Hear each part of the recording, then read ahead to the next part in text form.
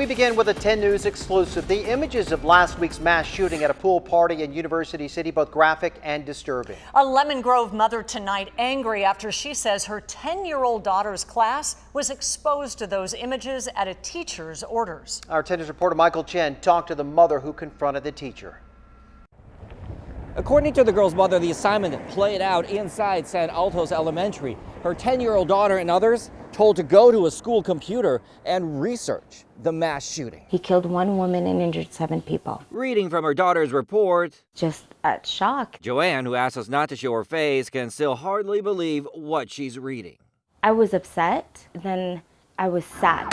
On the morning after the horrific mass shooting at a birthday party, Joanne's daughter Jessica says she was sitting in her 4th grade class when this happened. And the teacher told us to stop what we were doing and to look up the UTC shooting and write a summary about it. Joanne isn't sure what her daughter found. She stresses about things, but knows she was affected. And then she started worrying, is this going to happen when we go places? Joanne says requiring a child to research such a tragedy is not right. That's a parent's job to talk to them about it, but it's not the teacher's right to decide this is what you should see today. Joanne says since this incident, her daughter told her about a time in February when the same teacher showed the class a documentary about the lynching of a black teen, including a graphic image. It was honestly disgusting. Of his mutilated body. Joanne says she phoned the teacher who stood his ground, including defending his shooting assignment. Just kept saying it was a current event. An event she says did not belong. Why should it be forced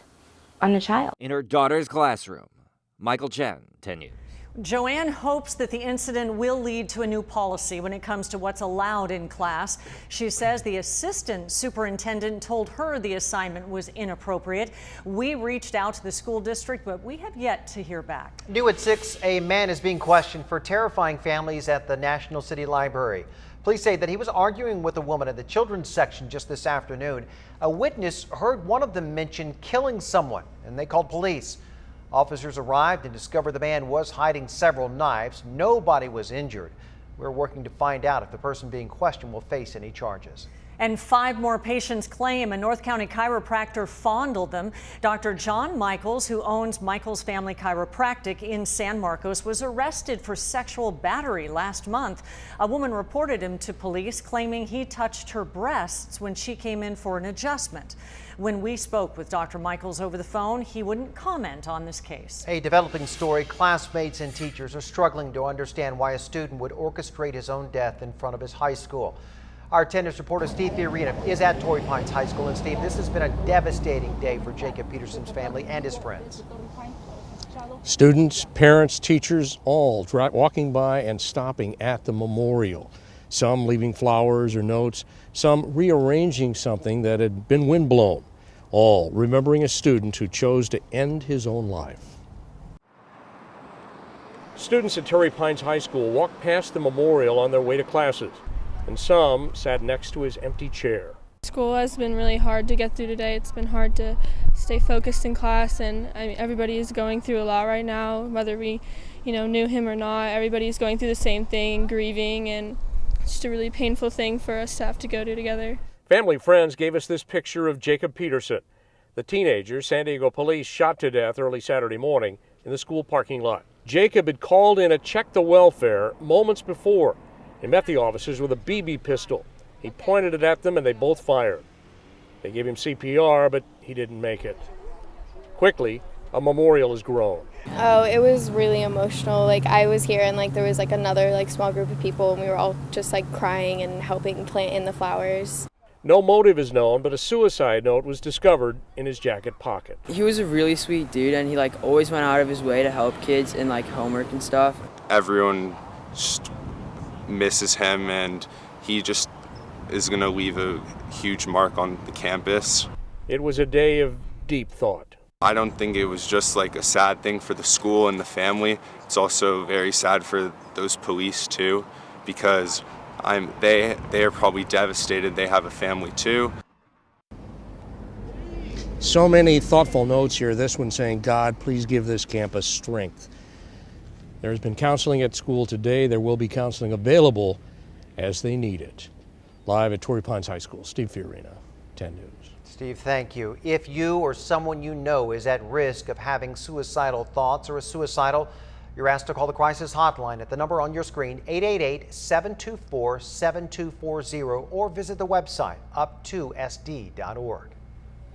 All right, Steve, Brian Schlonsky here in the 10 News Live Center now, and this just in, it's an alert from the county. Take a look at this. The county closing the Imperial Beach shoreline. That's because recent storms have pushed sewage runoff in the Tijuana River into the Tijuana estuary, and the ocean water in Imperial Beach likely contaminated as well. We'll show you the area. The county has already been working to put up signs. So this is basically from this area, from the Tijuana Slough National Wildlife Refuge to the north, including all of Imperial Beach. You'll notice signs out there, but they are worried that runoff sewage contamination from this weekend's storms have now pushed that right there into the ocean. Guys. Such a shame. Thank you, Brian. New developments. The North County family whose little girl was killed in a boat crash is finally getting justice. Charlotte McHugh died last September when Alexander West's boat crushed her. McHugh's family was visiting New York from Carlsbad at the time. West was convicted of manslaughter today. He faces up to 25 years in prison. The woman who caused a 9-hour SWAT standoff in Carlsbad, or Claremont rather, while wearing just her underwear will have to stand trial. Brittany Leffler is accused of shooting at her neighbor before causing the bizarre standoff back in January. She faces several charges, including assault with a semi-automatic gun. A popular Del Mar restaurant will be open tomorrow, less than 24 hours after this red car destroyed its entrance. It barreled through the front door at Flower Child this morning. The fire chief tells 10 News the driver pressed the gas instead of the brake. New information about discolored water that is raising some concerns in the South Bay. Several 10 News viewers have told us their water has a yellow-brown color. So we reached out to the Sweetwater Authority. They told us that water is completely safe to drink. The strange color is because a mineral found in the Sweetwater Reservoir is reacting to the water treatment process. The authority is now working to get rid of that color. I'm Lindsay Pena in Coronado, where a new children's book honors the memory of a fallen Navy SEAL. Charles Keating died 1 year ago while serving in Iraq. His mother, Krista, wrote Big-Hearted Charlie Runs the Mile about her son's struggles growing up. He overcomes his size to become a champion track star and eventually an American hero. Now Krista sees her son's memory living on with every turn of the page. It was perfect timing to finish the book, and it kept me not thinking about it as much. And my mom did all the art, and we added a couple pages of him going to BUD/S and then becoming a Navy SEAL. You can pick up a copy of the book on Amazon or at the Bay Bookstore in Coronado. Lindsay Pena, 10 News.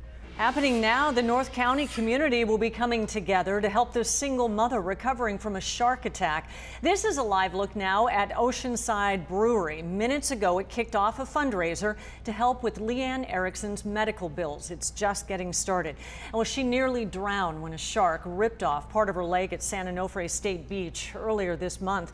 She already had 2 surgeries at Scripps La Jolla. She will need more. If you can't make it by 10 o'clock tonight, but you still want to help, there is a GoFundMe that you can donate to.